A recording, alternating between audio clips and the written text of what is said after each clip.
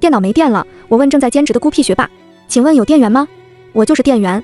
我一愣，是可以插的电源。他耳根通红，半晌才道，可以啊。等周继之的第3个小时，他始终没来，直到电脑没电，咖啡厅里只剩下我一位客人。我环顾四周，没看到任何电源，只好硬着头皮问正在兼职的学霸江彻，请问有电源吗？我就是电源。我愣了1秒，是可以插的电源。江彻是南大公认的高岭之花，个高腿长，长相精致且成绩优秀，只不过听说他性格孤僻，对人总是冷若冰霜，让很多暗恋他的女生心碎一地。可此刻站在我面前的江彻却低垂眼睫，悄悄红了耳尖。可以的。啊，可以啥？是可以充电的意思吗？那在哪里呢？你就这么心急吗？我仰头瞪着他，电脑没电了我怎么学习？你不能因为你成绩好就觉得别人都是学霸吧？我点头，一副急不可耐的模样。谁知江彻的脸更红了。我纳闷了，这咖啡厅空调开得很足啊，你是女孩能不能矜持点？现在不行。他古怪地瞧我一眼，不知是不是我的错觉，那眼神里带着点害羞。我也没细想，追问，那什么时候呢？至少得周末吧，毕竟我是第一次。哈，最后那句说得很小声，我听得不是很真切，但我觉得江彻这是在找借口，根本不想让我充电。我说算了，自己去别的地方，刚转身就被拉住。等一下，别去找别人，周五行了吧？我去找你。映入眼帘的是满脸焦急的漂亮的脸。我一头雾水，找我干啥？就你想让我干的事啊！啪叽一声，电脑包掉在了地上。我正在原地错愕不已，江彻怎么知道我想找他辅导文化课？我是以国家1级运动员的身份报考的大学，大多数时候都在训练，文化课向来不好，再加上就要期末考了，所以今天找了我的竹马周继之来补习，但他还是失了约。我看着手机里那条冷冰冰的不来了的消息，发愣。江彻很优秀，但总能脸拒人千里之外，我也就只是想想，没想到江彻竟然主动提出来。我试探地问他，所以你这是同意了？江彻眼睫轻颤，嗯了声。我高兴得快蹦起来，迫不及待和他加上微信。队里通知15分钟后加训，离开前江彻叫住我，那个你和我约好了，就不能和别人约了。当然了，江彻学习那么厉害，常年稳坐年级第1，没人比他更合适了。我比了个 OK。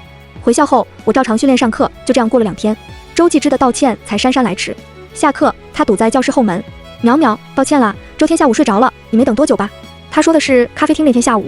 周继之是篮球队的，文化课比我好很多。他锁骨处露出点点红痕，我心口泛酸，却故作镇定，没事啊，我已经找到人给我补课了。周继之眉头微挑，不以为意地说，除了我，谁还会帮你补课呀？江彻。他以为我还在生气，嘴硬，笑道，谁？江彻，就你。话音刚落，就听到一声娇柔的嗤笑，是林若雪，和江彻同班的班花。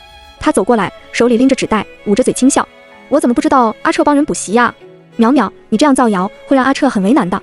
说完，他把手机举给我看，上面是他和江彻的对话。阿彻，听说你要帮人补习？不。我连忙给江彻发消息，问他什么时候来找我。很快收到回复，爱你。怎么就这么心急呢？周五会来的，都答应你了，害羞，你别整天惦记着那个呀，对身体不好。学习吗？说实话，有时候我觉得江彻也蛮怪的，但我松了口气，江彻没变卦就好。或许他只是不想让别人知道自己补课的事情。见我沉默，周继之以为我被戳破谎言，无地自容。淼淼，就算为了气我，也找个好点的理由啊。好啦，知道你还在生气，给雪雪道个歉，哥请你吃大餐。道歉？我难以置信地盯着面前认识多年的周继之，头一次觉得他这样陌生。林若雪浅笑，我和阿彻认识好多年了，他最讨厌有人拿他造谣，这次就算了，还好没其他人听见。周继之夸他善解人意，伸手揽着我的肩，可是我并没有撒谎啊。我后退一步，周继之手臂僵在空中，林若雪却突然把纸袋递给他，继之，这是你周天下午落在我家里的 T 恤。我突然知道周继之为什么会失约了。我喜欢了周继之10年，大学期间所有人都知道我喜欢他，只要不训练，我就一直围着他转，给他带最喜欢的海鲜粥，陪他上不喜欢的课，在他胃痛的时候冒着暴雨去几公里之外买药，可他还是不喜欢我。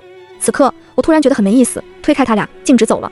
隐约听见林若雪说不轰轰嘛，我听见周继之毫不在意的口吻，他离不开我。周4下午，学校训练基地里，闺蜜许露得知江彻要给我补习，差点把天花板掀翻。我还在纳闷江彻怎么会知道，原来是他拜托了跟江彻认识的师哥。我和许露都是举重部出了名的大学渣，他也想一起补习，但江彻冷得像块冰，他怕得很。我又想起江彻脸红点头的模样，明明很乖，一副很好说话的模样啊。思索一番，行，到时候我问问江彻，他应该会同意。许露从浴室出来，我已经换好衣服，拿上了礼物袋，送给周继之的生日礼物。今天是周继之的生日，自从那天不欢而散后，我和他再也没联系过。当然不欢的是我，他跟没事人一样，因为他笃定我会主动找他，就跟以前一样。我去了他早在1个月前就订好的 KTV 包厢，因为训练迟了半个小时，里面玩得热火朝天。我刚推开一条门缝，就听到有人问周继之真心话，季哥，你到底喜不喜欢沈淼淼啊？我的手指不自觉揪在一起。周继之略带醉意散漫笑出声，想什么呢？他是练举重的，肱二头肌比我还大，训练的时候满脸爆青筋，丑死了。我怎么会喜欢这样一个男人婆？跟他玩不过是因为小时候就认识，那你还一直吊着人家，好玩呗？谁会拒绝身边有只舔狗？还是雪雪这种娇小柔弱的女孩好。所有人都在笑，林若雪在一旁乐不可支，她选择大冒险，大家都在起哄亲一个。包厢里灯光昏暗，林若雪害羞咬唇，然后扑了上去，两人稳作一团。门被关上，就好像是一阵风，无人在意。我意识到自己在发抖，还是没忍住眼泪，反复用袖口擦拭，没想到越擦越多。父母离婚的时候，双方推诿不要我，我也是这样哭。是周继之告诉我，他会永远陪在我身边。6岁那年溺水，也是周继之拼命把我救上岸，自己却险些淹死。所以我总愿意自己先低头，舔着笑和好。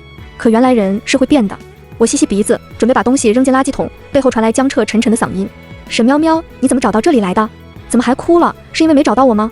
哎，就1天了，你就不能再等等？他阔步走过来，修长粗糙的手指抚上眼角，为我抹掉眼泪。我有点懵，任由他牵着我走进没人的包厢。江彻怎么会在这里？是来兼职的吗？光晕的剪影落在江彻脸上，五官线条精致。他看到我手里的包装袋，有些惊喜。你居然还给我带了礼物啊！他顺手拿过来，翻出里面的浅色围巾，眼睛很亮，很漂亮，我很喜欢。这条围巾是我亲手织的，我手工不好，织了好几个月。本来要送给周继之，但想来他应该也不会稀罕吧，还不如送给喜欢他的人。你喜欢吗？送给你了。那我也送你个礼物吧。江彻嗓音有些低哑，空气开始稀薄粘稠。江彻悄悄红了耳尖，眼神变得幽深。我的视线落在他微红的薄唇上，忽然拂至心灵，问他做吗？他喉结上下滚动，现在吗？不好吧，我们才认识不久，会不会太快了？哎，我不想的，但你非要的话也可以。我把高数题抵在他胸口，指着其中一道让我想了很久的题。你能不能帮我讲一下这道题呀？江彻声音戛然而止。咦，他刚刚说啥来着？没听清，光顾着从包里翻习题册了。他神色有些不自然，做题吗？我眨了眨眼，不然能做什么呢？我趴在桌上，有气无力地刷题。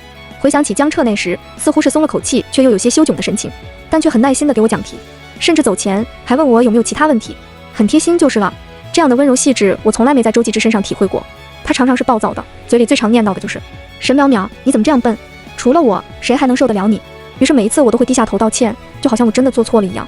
可明明我没做错什么。我摁掉了周继之的第3个电话，后面他再没打来，微信里却发来语音，背景音嘈杂刺耳。周继之不耐烦，你非要惹我生气是吗？沈淼淼，做也要有个限度吧，快点过来接我，头痛死了，不然我就不要你了。小时候我为了不被抛弃，总是习惯性讨好他们，可后来离婚，我妈带走了弟弟，我爸带走了 Kitty 那只哈士奇，而我被留在了乡下跟奶奶过。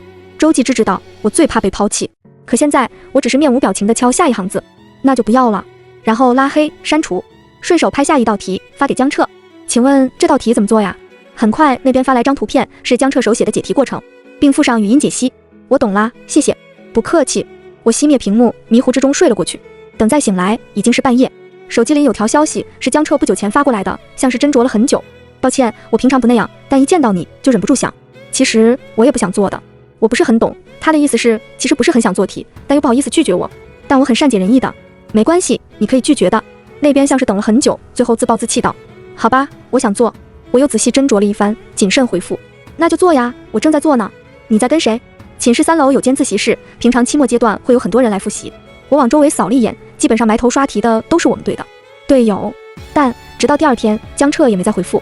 训练基地里，我心不在焉地坐着拉伸。许璐递给我一瓶矿泉水，问我怎么了。补课的事情估计黄了，说好今天补习，但从昨晚江彻就再也没发过消息。话音刚落，手机叮咚轻响，是江彻的。出来。许璐一脸激动地拍我手臂，提醒我跟江彻商量一下，他也想加入。包在我身上。江彻站在棵榕树下面，穿着很简单的休闲服，戴着鸭舌帽，帽檐阴影遮挡下来，看不清神色。路过的女孩时不时回头望一眼，不知为何，我总觉得她浑身散发着冷意。打眼一看，她连眼皮都是红肿的，漆黑的眼珠满是怨怼。我不禁咂舌，原来期末考大神也要熬夜复习。刚走近就是劈头盖脸的质问：你昨晚为什么要那样对我？怎么啦？做就做了，还要告诉我，还要一边做一边告诉我，你考虑过我的感受吗？我愣了，小心翼翼地问：那我下次不告诉你了，可以吗？确实，做题怎么能分心呢？你不是答应我不约别人吗？江彻像是被噎了一下，语调从冰冷逐渐委屈。我突然想起昨晚自习时和他们讨论题的事情，也有些急了。可我和他们只是互帮互助啊。空气安静了，江彻面沉如水，像是经过巨大挣扎，最后屈辱咬牙说道：那你以后能改吗？改。我点头如捣蒜，只要能补习，您说什么就是什么。见他情绪稳定下来许多，我也不禁跟着松了口气，又说了许多好话。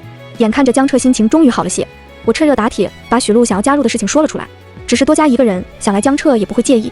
什么？江彻的脸色突然很难看，他脸色一变，我的心也跟着提起来。江彻攥着手机的指尖变得苍白，难以置信道：“三人行，我必有我师焉。”真的有点猛，突然飙论语什么意思啊？你到底把我当什么了？我又怎么了？算了。江彻把手机熄灭，周身散发出冷意，他眼眶红了大半，控诉般的语气：“沈喵喵，你真的没有心。”江彻走了，我望着他的背影，一片茫然。秋叶落地，黄了，这下是真的黄了。器材是人来人往，我把瑜伽垫拖到角落放好。许璐满脸郁闷，在我们学校，举重部就是快专，哪里需要往哪搬？因为力气大，再加上教练又是老好人，很多老师找我们干活。上一秒他骂骂咧咧，嘴里念叨着，说下次绝对不当冤大头，有学分也不干。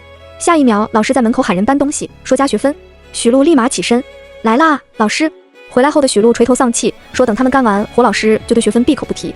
啊，我怎么总是吃一堑呢？淼淼，你啥时候拿个世界冠军回来，让他们知道我们部也不是好欺负的？我无奈一笑，世界冠军哪那么容易？说着，有人在我面前站定。周继之皱着眉，沈淼淼，若雪说她看见你前几天死缠烂打找江彻补课，还被拒绝了。她还说江彻走时脸色很难看，至于吗？为了气我，连脸都不要了。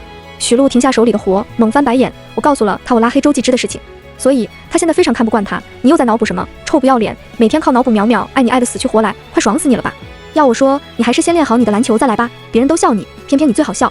周继之球技确实很烂，他的脸色铁青。我已经整理好瑜伽垫，准备拉着许璐离开。许璐说的对，别脑补，我不是为了你，而且江彻早就答应我了，我没撒谎。谁成想周继之却突然把我抱住，声音放软：淼淼，别再和我置气了，我们和好好吗？我胃很难受，想喝你买的海鲜粥了。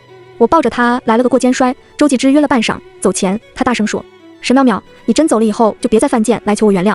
我没做停留，可第二天我和周继之拥抱的照片发到了学校表白墙，热评是舔狗，舔到最后应有尽有。评论区都在讨论我们俩是否在一起了，有人还科普了我这么多年热辣滚烫的追求史，他们猜测我追了周继之那么久，他被感动了也说不定。偏偏周继之评论了一句：嘻嘻，这似乎坐实了我们的关系。天，周继之妥妥帅逼，没想到口味这么重。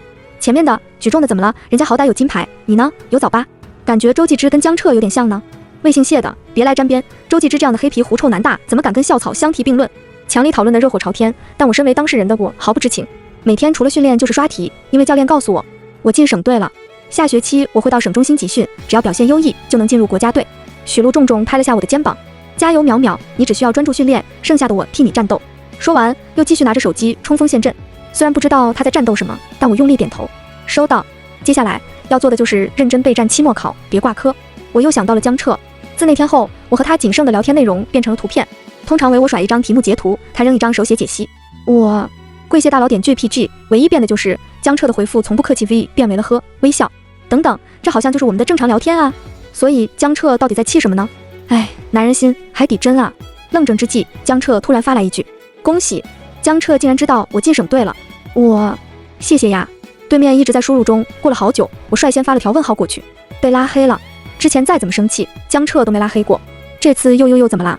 我决定找他问个清楚，生气可以，拉黑不行，不然谁来给我讲题？我跑到教学楼，不抱希望的给他发了条消息，问他在哪。江彻，宇明楼1208。你把我拉回来了？又是感叹号。短短1个小时被拉黑了2次。于是我在1208门口等了快半个小时才下课，所有人都出来了，江彻还在慢腾腾地收拾东西。我走过去，可林若雪比我更快，她拿着书似乎在问江彻问题，期间下意识地将脸颊的碎发别到耳后，血腮微粉，连我都看得有些呆。我永远做不到林若雪这样的情态，大概还没等我摸头发，对方就被我满手老茧吓跑了，也永远穿不了漂亮的长裙，因为举重发力时可能会被撑爆。难怪江彻要把我拉黑，难怪周继之一反常态来找我。我决定悄悄退下。哗啦一声，椅子发出刺耳的摩擦声，紧接着手腕被飞来的人影攥住。你去哪？说真的，我有时候真为江彻的精神状态感到担忧。追出来的时候，他脸上还挂着慌张无措，而现在他在林若雪眼皮子下把我带走，在无人的角落，他又一脸冷漠。找我干嘛？你为什么拉黑我？你说呢？你和周继之的事情我已经知道了，所以呢，还歧视起感情上有过污点的人了吗？那天在咖啡馆，你本来邀约的是他吧，他没来，你才找我，我就是你的备胎。你怎么是这样的人呢？我解释，周继之才是备胎，你比他厉害多了。真的吗？他多大？21，比我大1岁。不过这话题是不是转得有点太快了？这么清楚。